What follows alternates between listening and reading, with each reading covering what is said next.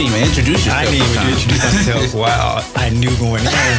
We have to learn how to love kids. I really learned myself. 85% of our calls are EMS. And that's not only for police, but, it is for firefighters and 911 telecommunicators. Our last guest is going to be a great show today. Mm-hmm. God said, come as you are, right? You gotta go down memory lane. Oh, man. No, that was really cool. Great conversation, you guys. Wow. You know it feels so good. Hey, good morning, Jordan 1340 AM listeners. We are back in the building. I am Officer Ralph McLean. I am with the Office of Community Relations, Engagement, and Recruitment, and I'm here with my co-host. Yes, sir. My name is Jordan Dickerson. I am one of the recruiters with the City of Milwaukee Fire and Police Commission, and we are back with episode 39 of The Conversation. And we have a guest inside of the studio that we've been, waiting patiently to get her on here. Mm-hmm. And finally, in her busy schedule, she's made time for us, so we appreciate that. But before we get started, like we want to do each and every episode, we want to get out the information that the Milwaukee Police Department is hiring. The application is posted on the City of Milwaukee website. And you can go there, fill out the application. If there's any trouble with filling it out, whatever, Jordan here has got a number you can text, and you can ask questions, and you'll get a call right back from a live person. Yes. Yeah. You won't get a call back, but you'll get a text back, depending on the time. But yeah, so if you ever have any questions at all, you can feel free to text this number. It's 414-519-6190. Again, that's 414-519-6190. You can feel free to text that number. Myself and another recruiter, we actually manage those text messages, so you're getting an actual response. And we try to get back to you guys pretty quickly. We always just ask that you be patient, but typically we're checking it every single day, so you can always expect a response within like 24 hours or so, unless we just got like super backed up or something like that. But no, we're really good at answering those text messages. So any questions that you have, feel free to ask it, and yeah, we'll try to always get you the best answer. And if we're ever out and about and you see us, come up and talk to us. We're at various events around the city. We're at different job fairs, career fairs, and also we would like to say that there is an open house coming up. Oh yeah. In October 5th, I believe. October 5th, right? Saturday, October 5th is going to be at the Safety Training Academy, located at 6680 North Teutonia. Is there any information you have with registration? You'll just have to go to our Facebook page to kind of click the link to register. We have two different sessions. We have a 9 a.m. to an 11 a.m. session, and then we have a noon to 2 p.m. session. It's just a good opportunity for you to, again, gain more interest and knowledge about, the career paths of being a police officer, police aide in our fire cadet program. You'll be able to tour the academy. You'll be able to talk to some of the members on the department, check out some of the specialty units that we have. On the fire side, they'll be doing like a little CPR demo. So it's going to be a really good opportunity. If it's something that you thought about, I think always getting more information and getting more knowledge about the career itself will help you like alleviate any stress or fear that you may have in getting into it. So yeah, definitely come out and check that out. Cool. With that out the way, we want to welcome to the studio our guest this morning. Deputy Kristine Rodriguez is an 8-year member of the Milwaukee County Sheriff Department. Our brothers and sisters over there at Milwaukee County Sheriff. And she is assigned to multiple roles, I would say. A little bit of everything. A little bit of everything. Public relations. She's also an instructor. She's a SWAT negotiator, peer support, fellow recruiter as well. So she wears many different hats over there. If you're at any of our national night outs or some of the community engagement events that we have, you will oftentimes see Deputy Rodriguez there in the parks and other places that we have events. So we would like to welcome to the show Deputy you. Thank you for having me. I'm very humble. Awesome. Appreciate you being here. So this is what I want to ask right off the top, right? Go ahead. I'm gonna do an audible, as they say, like Caleb Williams would do. I'm gonna do an audible. All right. You just had to say Caleb Williams, didn't you? You just had to say it. I ain't gonna say nothing. I'm gonna say nothing. Be respectful. I'm scared now. Right. No, this is nice. This is nice. I think you'll appreciate Okay. that. I remember once upon a time, we had another guest, and she mentioned this, so I just wanted to ask Okay. of another guest as well. What is your everyday non-negotiables that you have to get you set and ready for the day? Ooh, I would say my tea, which is right here to my right. I'm an avid tea drinker, so tea, honey, that's my thing every morning. I would say, you know, the right mindset. You know, when you wake up, sometimes you wake up a little bit like if you didn't get enough sleep or if you know, felt some type of way about how the day went yesterday. Yeah. You kind of tend to carry that with you into work. Yeah. And so I always try to get my mind right. And first, thank God, obviously, for the new day, but then, you know, realize that there's much to do today. There's plenty of opportunities to make the best of your day. And I try to get my mind set right. And then I wake up my kids. And then from there, it gets harder and harder to maintain that mindset. But, you know, it's a challenge. Every day is a challenge. And I love, you know, love waking up to my kids, love getting them ready for school, and then heading into work and feeling like, all right, let's get this day started. Well, first of all, how old are your kids? My kiddos, Solimar, she's 12 years old, and then my son Javier is 11. Okay, great. The tea, what type of tea? Green tea? It is a green tea. It has a little bit of passion fruit in it. I'm Puerto Okay. Rican, so you know we're big on the passion fruit. And then I just throw some honey in there, and it's heaven. It's great. That's good. I liked how you just said, I mean, when you mentioned like the mindset aspect and make sure that your mind was right, the follow-up question was going to be like, you know, how do you do that? And you mentioned, you know, just, you know, God giving thanks to the fact that it's another day. And like, again, also understanding that, you know, you can't bring yesterday into today, right? It's so easy to, you know, get caught up in what happened yesterday. And like I said, I'm guilty of it as well. And where we either make mistakes or we like, you know, like, dang, I kind of messed up in that aspect. I could have done better in this area.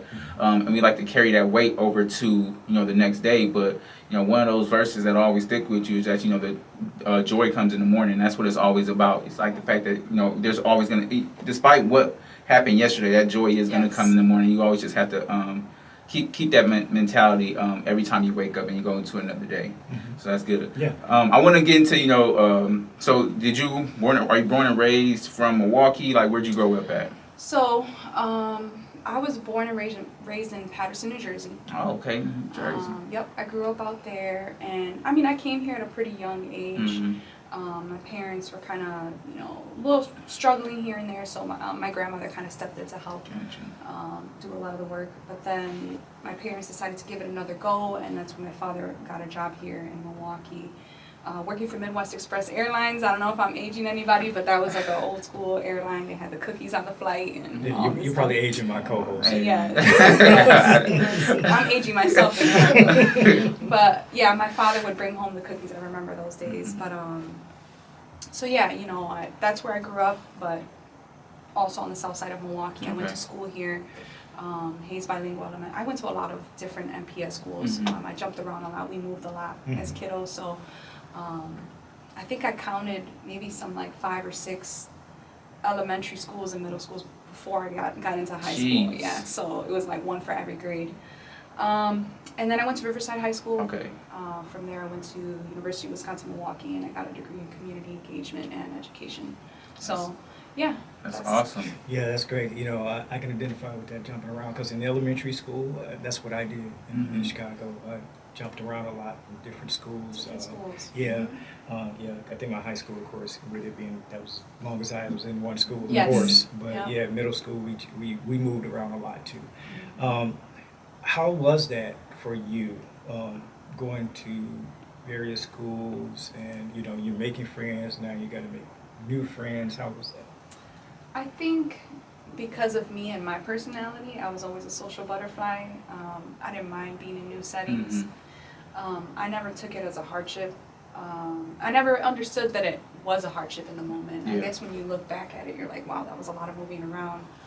And my parents kind of struggled throughout their relationship. They gave it their best, but it just was really rocky. So yeah, looking back, it probably was not the healthiest, but I think I was always such a happy child that I just made the best of the situation. Because that was my life. That's what you know in the moment. You know, a lot of people who struggle don't know that they're struggling. Yeah, That's just everyday life, right? So you don't really think about it too hard. That is true. Yeah. I do want to touch on this as two different things. I think it'll probably come all together, but it's on the idea of being planted. But before I get into that, I want you to talk about your journey into being with the sheriff's department. Like, how did that happen? Was it something that you always knew that you were gonna do? Was it one of those things that just kind of like popped up and you're like, okay, this is what I'm supposed to do? Right. It's more of the second. Yeah. So I mean, honestly, I've always had a passion for helping people. I know that's super cliche, but even as a kiddo, like my mom and my neighbors, they could tell you, like, she was always helping somebody. I got so much out of it. I don't know, I just had this good feeling I did something good for somebody. And when I was really little, I used to think about a lot of the world problems. I used to carry the world's problems on my shoulders sometimes. And I think one time I told my mom, I said, one day when I grow up, I'm going to make homelessness illegal. Like, that statement does not make any sense. Like, that was what I was thinking in my head. Like, no one is going to be homeless. Right. Everyone's going to have a home. Right. So just things like that. I think I was very emotionally intelligent at a really young age. And so that carried throughout my life. And when I was going through college, I didn't know exactly what I wanted to do, but I knew that I wanted to uplift people. I wanted to help people in some capacity.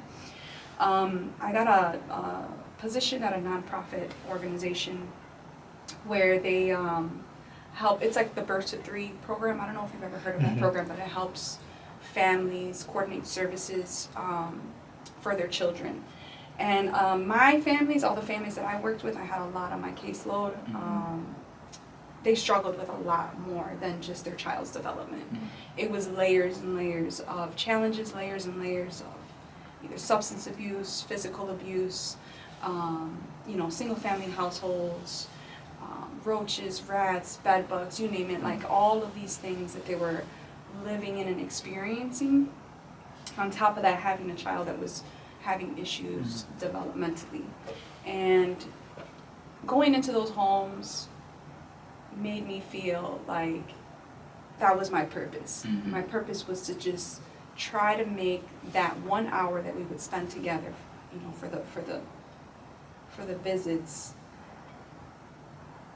something that they would feel good about. When it was done, when that visit was over, they would feel that their lives are moving in the right direction. Yeah, they could hold on to that. Yes, they could hold on to that. And a lot of families did, and I really struggled because I got laid off from that position. I worked there for about 3 years, and there was a lot of cuts to the programming. Obviously, nonprofit work is not always Exactly. Yeah. It is. the money's not always coming in. So when I found out that I was going to get laid off, I was extremely emotional. I had about 70 families on my caseload, and those families relied on my visits. So that was really hard. I struggled through that for maybe like 6 months to a year, just like a little bit of depression in there, And I stayed connected with some of my families. Excuse me. Excuse me. And I stayed connected with some of my families because it meant that much to them. But at that point, I was like, I got to figure out what I'm going to do next. Yeah. And I had a bad taste in my mouth from the nonprofit work just because of that. All the work that you would pour into it, and then people don't see the value of the program. So then I saw the ad for the sheriff's office. It came up as I was looking for jobs, and I thought about it, but then I just kind of set it aside. Yeah. And I was like, I don't even know what my parents would think about this, or if anybody that I know would think about this. And then I came back to it, and I said, you know what?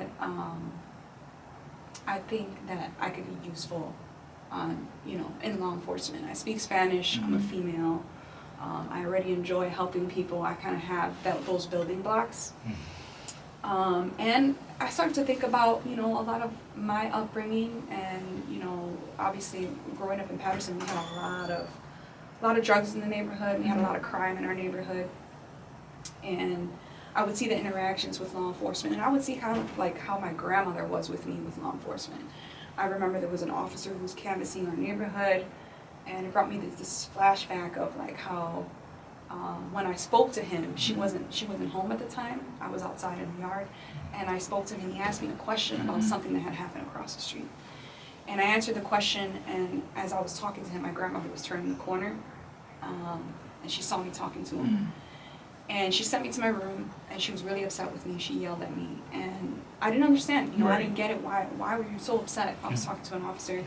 But she was really upset, and but never explained to me why. So I always grew up with that feeling of I disappointed my grandmother. I did something terrible, right? And that stuck with me, even though subconsciously I buried that. Yeah. When I was applying for the application, that came to my head right away. And I was like, man, we have to change that. That's something we have to change. My grandmother was in the right in the sense that she's doing what she can to protect her family, right? She didn't want any retaliation from anybody in the neighborhood or for people to think that we gave information that we shouldn't have given.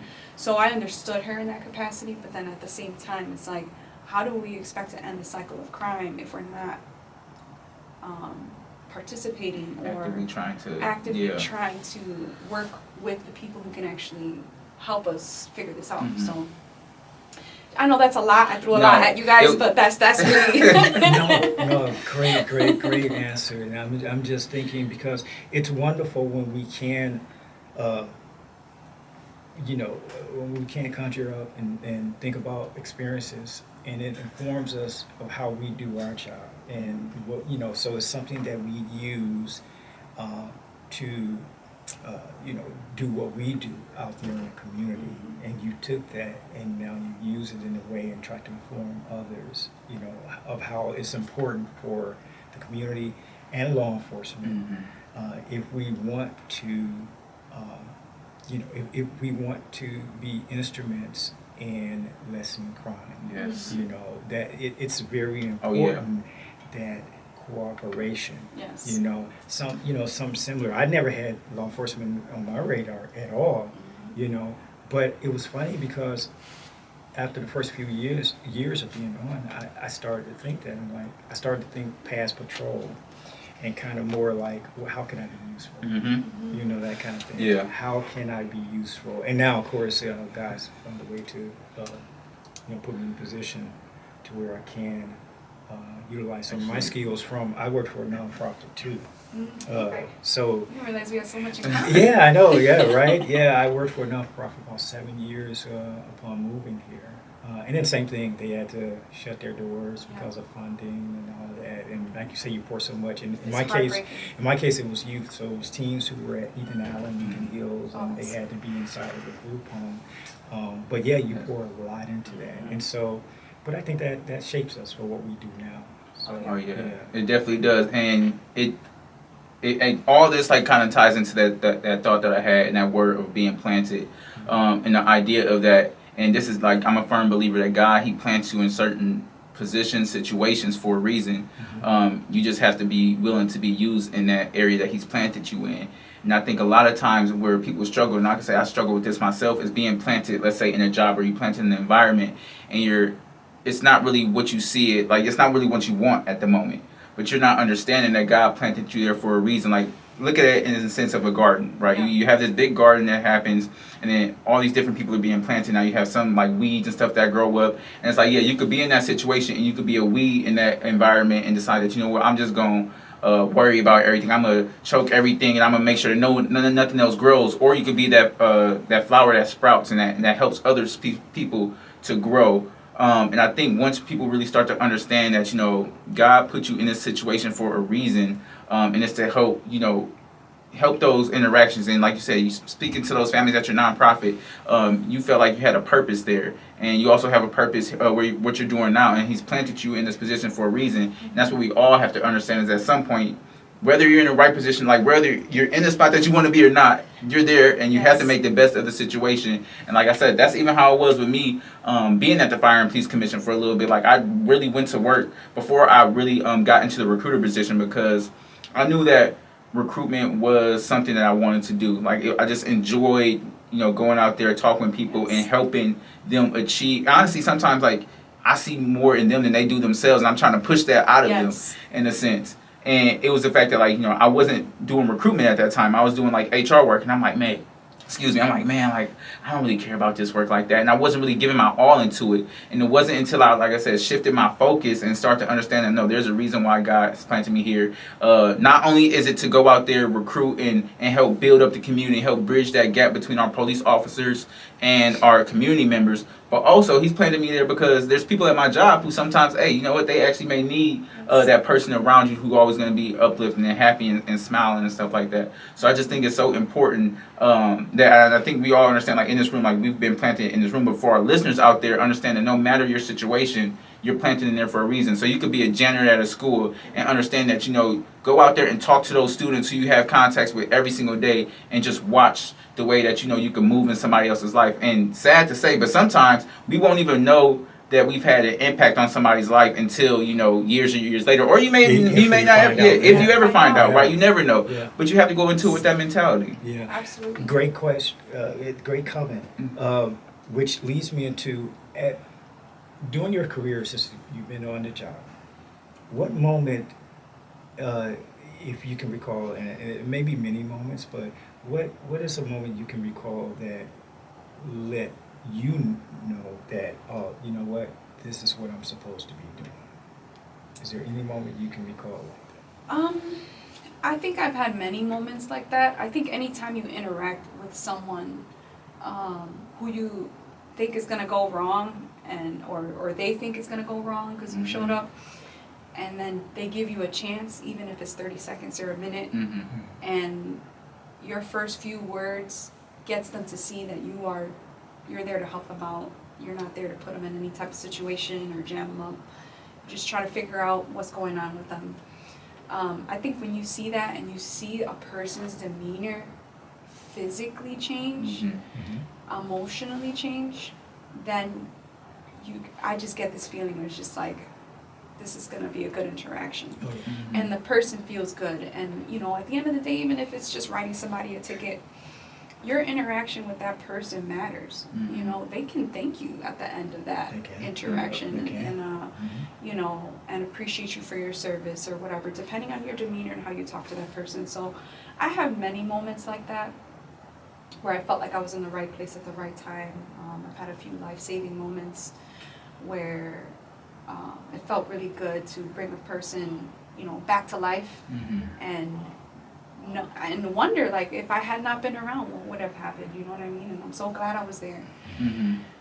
So yeah, I would say throughout my career, I've had great moments. Another moment where I knew I was in the right place at the right time was when I was approached to take over the cultural competency class at our academy. And that was really big. It might not be big to other people. It might not be like a life-saving measure, but for me, that was my life's work, right? My education was in community engagement and education, and I'm just an avid believer in education. Early education should be free, you know, all of these things. And those are the things I think that are going to solve a lot of the problems in our communities. But being able to be asked, hey, can you teach these recruits, right? These green recruits coming in from all over Wisconsin, you know, a little bit about cultural competency and what to expect working in the inner city and really around the county. I took that, I was just really happy to do that job. And being able to teach these recruits about the history of Milwaukee was a subject that I was really passionate about. I kind of grew up, you know, in college I read a lot about Father Grappi and his work with the fair housing movement and things like that. And I wanted to pour that knowledge into our recruits to show them that, hey, like, this is how Milwaukee was made. You know, these are the bad things about Milwaukee, segregation and all of this, but this was the history of that. This is how we got here, you know. And so, I don't know, I was really excited when I got to do that. And I get to teach each recruit class for 2 4-hour blocks every class that comes through. So I love it, and the response that I get from them, they also, you know, get something out of it. And, you know, I try to just be real with them and connect with them on a level that they probably weren't expecting, you know, from from someone on the sheriff's office. And that's so important. And just speaking to you, you can always tell that, you are really passionate about, the work and the jobs that you do and all the different titles that you have. And that's like, it's a lot of work, but you accept it open-ended and like ready to receive it and ready to put in as much work as possible. And talk about being in the right moment at the right time. I'm going to say this name and see if you remember Weta Parrish. Do you remember that name at all? Yes, I do. Okay. Probably Yes. looking at my notes here. Oh, that's so you gotta How do you know Weta Parrish? So I always do, like I said, I like to do research. Oh, Yeah, research? we kind of do Okay. research, Uh-huh. yeah. Well, I could just check. You want me to go take it up? Okay. All right. Okay. No, yeah. I was just gonna say, like, that's being at the right place at the right time, and you understanding, like I said, in that moment, that you're not just a sheriff, you're not just a deputy. You're somebody out there who's actively always trying to interact with people and understands you're so much bigger than what your role is. Like at the end of the day, you are human, and you understand that your interactions with people play such a pivotal role in their life. In that moment, when you like kind of had that interaction with Weta, like what was it? What made you actually go that step further and actually say, you know what, I want to look out for this woman? Man, that was at the Clinton Road Senior Center. I love going there. I love going to the senior centers. Wilson Park Senior Center. I get Washington Park Senior Center. Mm-hmm. I get so much out of the interactions every time I go. It's just a blast. If you have not been hanging out at senior centers, you are doing something wrong with your life, because you can get so much out of it. And the people there are so caring, so supportive. When they see me, their first thought is, oh, please take care of yourself out there. They always wish me well. So I got invited to, oh my gosh, I want to say this was during like Valentine's or something. I got invited out there, and they were having this little dance contest, and little old Weta Parrish was out there trying to get this dance, because they were giving out some money for it, and she did not win, but as a result of that, she kind of got out of breath, and we ended up doing a medical call for her because she felt like she couldn't breathe, so we sat her down, and she was catching up to herself. She started to feel a little bit better, and I kind of scolded her, and I said, why are you out there dancing knowing that you have like these medical conditions and whatnot? And she's like, I'm just trying to get my money right. I have this situation with my car, and I'm trying to get it fixed, and I figured that little bit of money could have went towards that. And I felt bad, because I scolded her, and then all of a sudden she had that answer, and I was just like let me be quiet. So then I just asked her a few questions, and I said, what exactly is going on with your car or whatever, and she's like, it just, won't start, and I have some issues with my license plate and all of this. And I said, you know what, let's see what's going on with your car, and see if we can do something for you. We called in a tow service. We had the vehicle towed for free, and they towed it to a body shop that I know people like this, so use our resources. I use my resources, and another deputy that I graduated with, Vane, he was a mechanic, and I would bring my car to his brother's shop and stuff like that every now and then, and I called them and I said, hey, Vane, can you do me a favor? All I want you to do is just tell me what's wrong with the car. You don't have to fix it or whatever. I'll find money, maybe get a sponsor or somebody to fix it. I was like, but just tell me what's wrong with the car. He's like, yeah, have him towed to the shop. We'll check it out, So he's like, you know what, Chris, there's really not that much wrong with it. He was like, I'll go ahead and just fix it.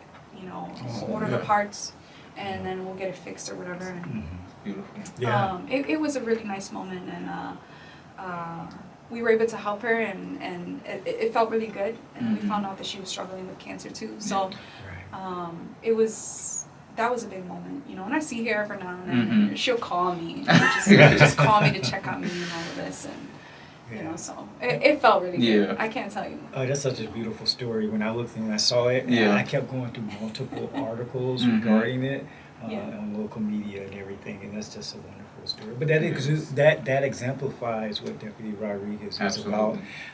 For those who, like I said, are out at community events, you will see her. Please don't be afraid. Come up, talk to her.